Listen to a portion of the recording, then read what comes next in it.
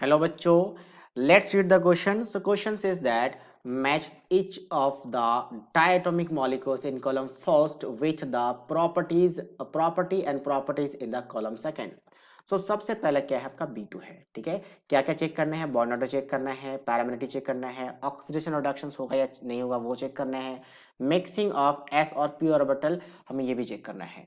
तो सबसे पहले हम B2 की बात करते हैं, ठीक है। तो B2 में नंबर ऑफ इलेक्ट्रॉन कितना है? MOD3 यूज करेंगे क्योंकि आपका यहाँ पे मैग्नेटिक नेचर पूछा है। तो B2 में आउटर मोस्ट में 5 इलेक्ट्रॉन, सॉरी टोटल इलेक्ट्रॉन 5 होते हैं, 2 से मल्टीप्लाई हो जाएगा तो 10 हो गया। और इलेक्ट्रॉनिक कॉन्फ़िगरेशन कैसे लिखेंगे? अगर नंबर ऑफ इलेक्ट्रॉन 14 से कम हो, ठीक है, 14 या 14 से कम हो तो कैसे लिखते हैं? Sigma 1s sigma star 1s, फिर क्या आएगा? Sigma 2s sigma star 2s, फिर क्या आता है आपके पास? Pi two p x equals to pi two p y and then sigma two p z, sigma two p z. ये किससे आता है? ये एस 1s ऑर्बिटल से, ये आपका 2s ऑर्बिटल के मिक्सिंग के आता है, और ये आपका 2p ऑर्बिटल, ये pp दिख रहा है आपको सबसे अब, तो 2p ऑर्बिटल के मिक्सिंग से आता है। इससे आगे लिखने की जरूरत नहीं क्योंकि इलेक्ट्रॉन 14 से कम वाले के लिए लिखना है। एक काम करते हैं, 14 से ज्यादा के लिए भी हम इलेक्ट्रॉनिक कॉन्फ़िगरेशन यहाँ पे लिख के रख देते हैं, फिर हम यूज कर लेंगे क्योंकि 14 से ज्यादा इलेक्ट्रॉन्स भी हैं। तो 14 से ज्यादा इलेक्ट्रॉन हो तो उसके लिए क्या यूज करते हैं? Sigma 1s sigma star 1s sigma 2s sigma star 2s, फिर क्या आएगा आपका यहाँ पे? Sigma 2pz। बस एक ही एक्सचेंज है, ये वाला पहले जाता है और ये बाद में चला जाता है, बस इतना ही चेंज है, बाकी सब कुछ सेम रहेगा, ठीक है। उसके बाद क्या आ जाएगा? Pi 2p x equals to pi 2p y। तो ये तो 14 इलेक्ट्रॉन तक के लिए है, आगे हमें ऐड करना पड़ेगा पाई स्टार।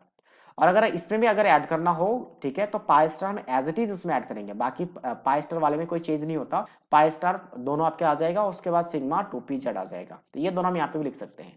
अब हम करते हैं B2 में 10 इलेक्ट्रॉन है, 2 इलेक्ट्रॉन यहाँ पे आएगा, 2 इलेक्ट्रॉन यहाँ पे, ठीक है, इसको हम मिटा देते हैं थोड़ा सा। चलो, तो अब हम बात करते हैं 2 इलेक्ट्रॉन यहाँ पे, 2 इलेक्ट्रॉन यहाँ पे, 2 इलेक्ट्रॉन यहाँ पे, 2 इलेक्ट्रॉन यहाँ पे, 10, 2 2 4 4 2 6 6 2 8 8, और बोरोन है तो मतलब 10 इलेक्ट्रॉन, मतलब 1 इलेक्ट्रॉन यहाँ आएगा, 1 इलेक्ट्रॉन यहाँ आएगा। अब देखो मिक्सिंग किसका किसका हो रहा है, एक साफ साफ मुझे यहाँ पे दिख रहा है मिक्सिंग। तो मिक्सिंग एस और पी, यस एस और पी दोनों का मिक्सिंग हो रहा है तभी तो यहाँ तक जा रहा है। तो इसका मतलब ए के साथ टी तो आ चुका है, टी। आगे हम बात करते हैं पी का, पैरामैग्नेटिक है, हाँ अनपेड इलेक्ट्रॉन है यहाँ पे, एक अनपेड इलेक्ट्रॉन यहाँ पे, दो अनपेड इलेक्ट्रॉन है। अनपेड इलेक्ट्रॉन हो तो पैरा, अनपेड इलेक्ट्रॉन ना हो तो डाया होता है, तो पैरामैग्नेटिक है, इसका मतलब पी के साथ मैच कर रहा है। पी हो गया। क्यू और आर क्या है? अंडर को ऑक्सीडेशन, अंडर को रिडक्शन। अब देखो ये बोरोन किससे है? 2 में है, तो बोरोन पॉजिटिव में भी शो करता है और नेगेटिव में भी शो करता है। अगर मैं बोरोन की बात कर लूं, जब हाइड्रोजन के साथ होता है, हाइड्रोजन के साथ में, तो कैसा शो करता है? नेगेटिव -3 का। और वही जब फ्लोरीन के साथ होता है तो फ्लोरीन के साथ में कैसा शो करता है? +3। फ्लोरीन के साथ +3 शो करता है क्योंकि फ्लोरीन की इलेक्ट्रॉन नेगेटिविटी ज्यादा होती है, तो +3 आ जाएगा। मतलब ये जीरो में है तो नेगेटिव में भी जा सकता है, मतलब रिड्यूस हो सकता है, और पॉजिटिव में जा सकता है, मतलब ऑक्सीडाइज हो सकता है, तो दोनों पॉसिबिलिटीज है। तो मतलब यहाँ पे क्या होगा? क्यू भी आएगा और आर भी आएगा। एस की बात करते हैं, बॉन्ड ऑर्डर। तो बॉन्ड ऑर्डर कैसे निकालेंगे? तो बॉन्ड ऑर्डर निकालने के लिए हम क्या करते हैं? Number of electron in bonding minus number of electron in anti bonding divided by 2। तो बॉन्डिंग में कितने हैं? जो स्टार वाले हैं उसको कहते हैं एंटी बॉन्डिंग। तो बॉन्डिंग में 2 और 2 4, 4 और 2 6, यानी 6 इलेक्ट्रॉन। और एंटी बॉन्डिंग में 4 इलेक्ट्रॉन डिवाइडेड बाय 2, तो कितना आ गया यहाँ पे आपके पास? 1 आ जाएगा। तो इसका मतलब एस के साथ मैच नहीं कर रहा है। चलो बी की बात करते हैं। बी में क्या? N2 है, N2 मतलब 14 इलेक्ट्रॉन।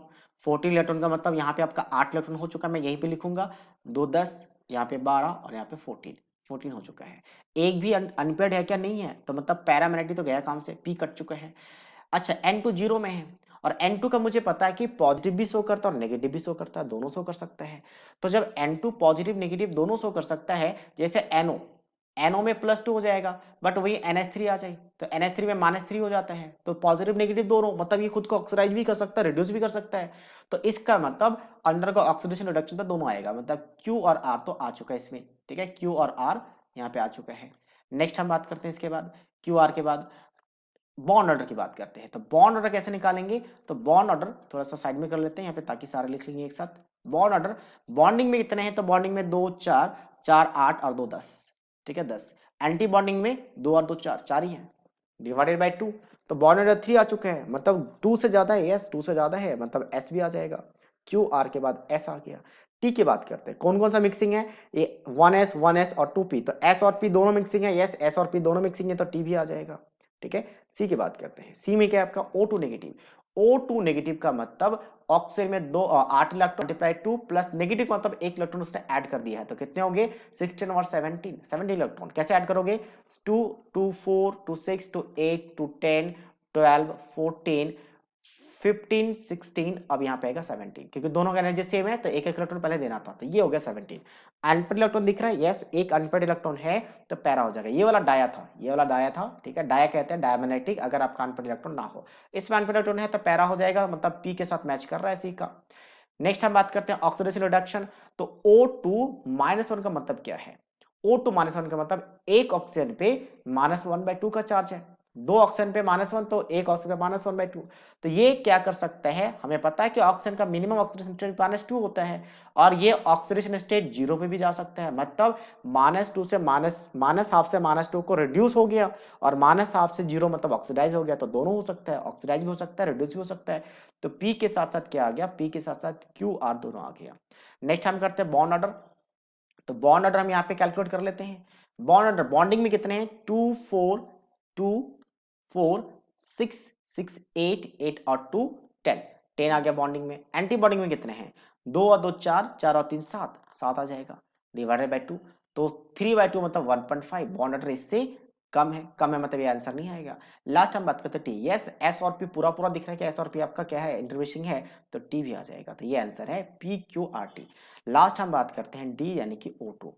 O2 का मतलब 2 × 8 16 इलेक्ट्रॉन, तो यहां तक 14 था, अब 2 इलेक्ट्रॉन बचे हुए हैं, तो दोनों इसको मत देना क्योंकि दोनों की एनर्जी सेम है, तो एक एक इलेक्ट्रॉन देना पड़ेगा दोनों को, क्योंकि आपका हुंस रूल कहता है कि जब भी आपका एनर्जी लेवल सेम हो किसी भी दो ऑर्बिटल का, तो दोनों को पहले एक एक इलेक्ट्रॉन दो फिर पेयरिंग करेंगे। तो अनपेयर्ड है, यस है अनपेयर्ड है, मतलब पैरा है, पी तो आ चुका है। क्यों की बात करते हैं, O2 जीरो में है, O2 अगर जीरो में है तो क्या ये आपका खुद को ऑक्सीडाइज करके पॉजिटिव में जा सकता है, यस एक कंपाउंड है OF2। OF2 में इसका ऑक्सीडेशन स्टेट +2 होता है, मतलब खुद को ऑक्सीडाइज करके +2 में लेके जा सकता है। ऐसा बहुत रेयरली होता है, बट इनकेस पूछे क्या ऐसा हो सकता है, यस हो सकता है, क्यों नहीं, +2 ऑक्सीडाइज कर दिया, रिड्यूस मतलब -2 तो पता ही है, -2 सबसे कॉमन ऑक्सीडेशन स्टेट है ऑक्सीजन का, तो यस रिड्यूस भी कर सकता है, तो पी के साथ साथ क्या आ जाएगा, क्यू और आर।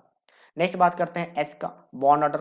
तो बॉन्ड ऑर्डर क्या होगा, एंटीबॉडी में एक इलेक्ट्रॉन कम हो गया तो 6 कर देते हैं, तो 2, यस बॉन्ड ऑर्डर 2 आ रहा है, तो बॉन्ड ऑर्डर क्या हो जाएगा, बॉन्डिंग में 10, एंटी बॉन्डिंग में एक इलेक्ट्रॉन कम हो चुका है, पहले 7 था तो अभी 6 है, डिवाइडेड बाय 2, तो बॉन्ड ऑर्डर 2 है, 2 और ग्रेटर देन है, इसका मतलब यस एस ऐड हो जाएगा। ऑर्बिटल कौन कौन सा, तो सारे ऑर्बिटल हैं, एस और पी दोनों ऑर्बिटल तो दोनों मैच हो जाएगा, एस और पी तो टी के साथ भी मैच कर रहे हैं, तो ये फाइनल आंसर है आपका। ठीक है, आंसर में आपको एक बार मार्क कर दूं, P Q R T, B के लिए Q R S T, C के लिए क्या आ चुका है, क्यू आर आर टी, और इसके लिए सारे आ चुके हैं Q R P Q R S T. So these are the answer. So अगर हम इसको थोड़ा सा डार्क करना चाहे तो हम इस तरीके से आंसर देख सकते हैं कि सारे आंसर लिखे हुए हैं। ठीक है, so these are the answer of this question, these are the answer of this question, so I hope you understood it well, all the best।